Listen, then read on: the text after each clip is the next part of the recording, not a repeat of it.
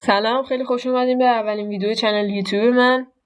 اول از همه بهتون توضیح بدم که چه اتفاقی قراره تو این چنل بیفته. خب من چندین ساله که دارم برنامه‌نویسی MTA انجام میدم و این چنل رو زدم تا اطلاعاتی که دارم و در اختیارتون قرار بدم برای کسایی که علاقه‌مندن به اینکه سرور MTA بزنن یا اینکه کلا اسکریپتر MTA بشن. توی ویدیو اول چون من قراره که 0 تا 100 بهتون آموزش بدم، توی این ویدیو اول قراره که بهتون فقط چیزایی که نیاز دارین، پیش نیازای برنامه‌نویس شدن MTA رو بهتون آموزش بدم که چیا هست و بعد توی ویدیوهای بعدی میپردازیم به اینکه خب چه شکلی سرور ران بکنیم، چه شکلی کد بنویسیم، با کد آشناتون میکنم و جلوتر میریم و چیزهای مختلف بهتون آموزش میدم. هر چیزی که لازمه برای اینکه شما خودتون بتونین یه سرور برای خودتون ران بکنین.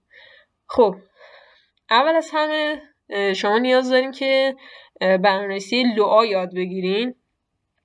یه زمان برنامه‌نویسیه که مشترکه، البته کداش و ورژنش فرق داره، ولی هم MTA و هم 5M که شما میخواین سرور بسازین کداشون لوآ هستش و شما مثلا باید یه دانشی داشته باشین راجع به که هر کدوم از کدای لوآ چه کاری رو قرار بهتون انجام بده و بنابر همین دانشی که دارین بتونین ایده‌هاتون رو عملی بکنین توی سرورتون.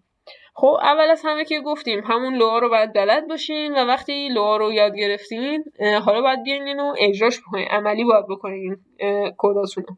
حالا کداتون رو شما میتونین از در واقع نوتپد کامپیوترتون استفاده بکنین که برای کسایی که فقط میخوان یه اسمی، عددی، چیزی مثلا برای کانفیگ گیم مودشون انجام بدن و در همین حد کفایت میکنه براتون. ولی خب یه ذره سرچش و مثلا پیدا کردن کدا و خطا براتون مشکله، چون نه شماره کد مینویسه، شماره سطرش رو مینویسه، نه سرچ معقولیه که شما بتونین راحت پیدا کنین اون خط کدی که میخواین. حالا پیشنهاد ما چیه؟ 2 تا نرم افزار که از معروف تریناست و شما میتونین استفاده بکنین. اولیش VS Code یا ویژوال استودیو کده که من این مورد رو بهتون پیشنهاد میکنم چون شما خیلی راحت میتونین 2 تا ریسورس رو همزمان ادیت بکنین یا مثلا یه سورسی رو از روی یه ریسورس دیگه از کد دیگه برای خودتون در اصل بنویسین. همینطور که تو عکس میبینین این محیط داخلی نرم افزاره.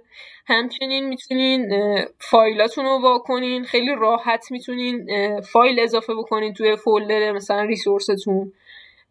اکستنشن میتونین بهش اضافه کنین که راجع به اکستنشن ها جلوتر بهتون توضیح مفصل بهتون میدم.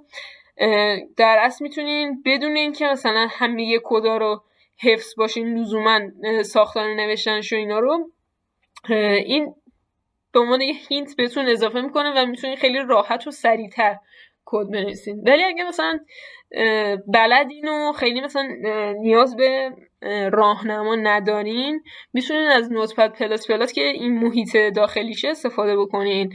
نوتپد پلاس پلاس خیلی ساده تره، اکستنشن نداره، بدون راهنمایی، یعنی شما با دیفالت باید همه این کدا رو بلد باشین تا بتونین بنویسین. و اینکه 2 تا تم دارک و لایت داره که لایتش این شکلیه و دارکش یه چیز معمولیه، ولی وی اس کد تمای بیشتری داره. حتی رنگ کداتون توی بعضی از تمای دارک با هم دیگه فرق داره که میتونین به سلیقه خودتون مثلا تنظیم بکنین در وی اس کدتون و یه حس وایب مثبت‌تر و بهتری بهتون میده موقعی که دارین کد می‌نویسین.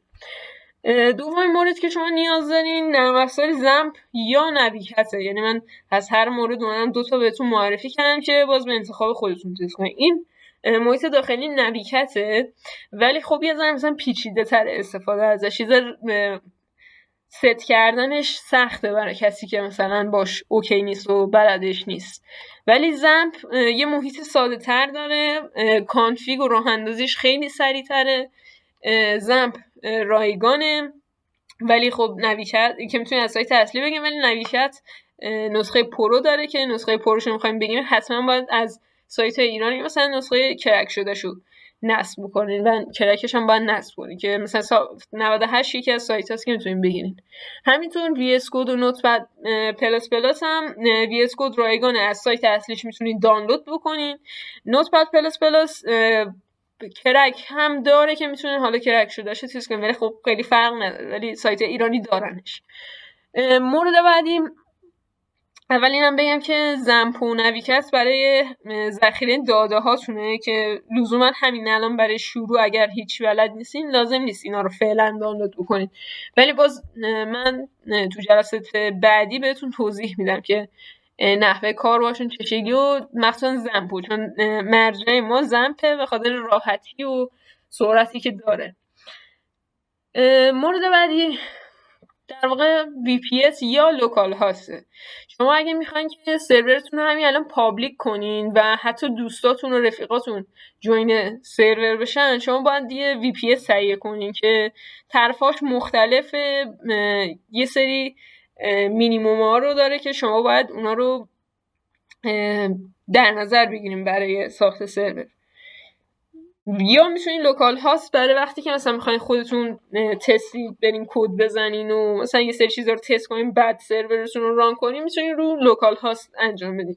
حالا من پیش نیازشم بهتون میگم اگر شما میخواین که مثلا روی لوکال هاست برای تست سرور ران بکنین، چون همزمان هم دارین سرور رو ران میکنین و هم خودتون با اون سیستم دارین وارد سرور میشین، شما حتما باید حداقل 4 گیگ رم داشته باشین، 512 گیگ جی پی یو یا کارت گرافیک داشته باشه، گرافیکتون در اصل شیر بشه و سی پی یو تون هم باید 1 گیگاهرتز حداقل باشه سرعت پردازندتون در اصل.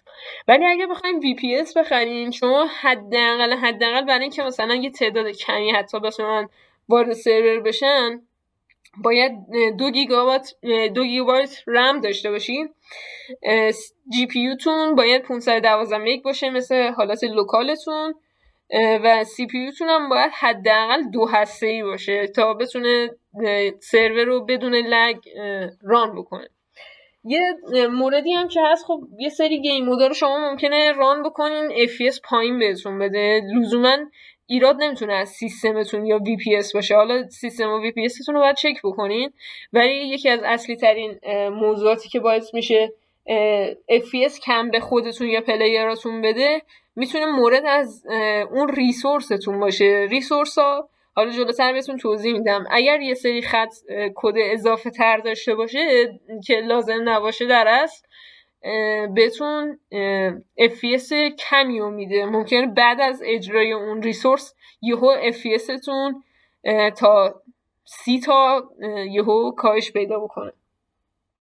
و در مورد آخر شما نیاز به گیم مود و ریسورس دارین. حالا من از اول که قرار براتون توضیح بدم، اول میریم سراغ کاربرد کدای لوا در است و هرچی جلوتر بریم یه سری فایل‌ها رو در اختیارتون میذارم که رونا کار بکنین، چون شما اول اسکریپتر نمیشین، اول باید دیولپ بکنین، توسعه بدین ریسورس ها رو و بعد تبدیل به اسکریپتر بشین که خودتون بتونین یه ریسورس رو بنویسین. این بود از ویدیو اولمون.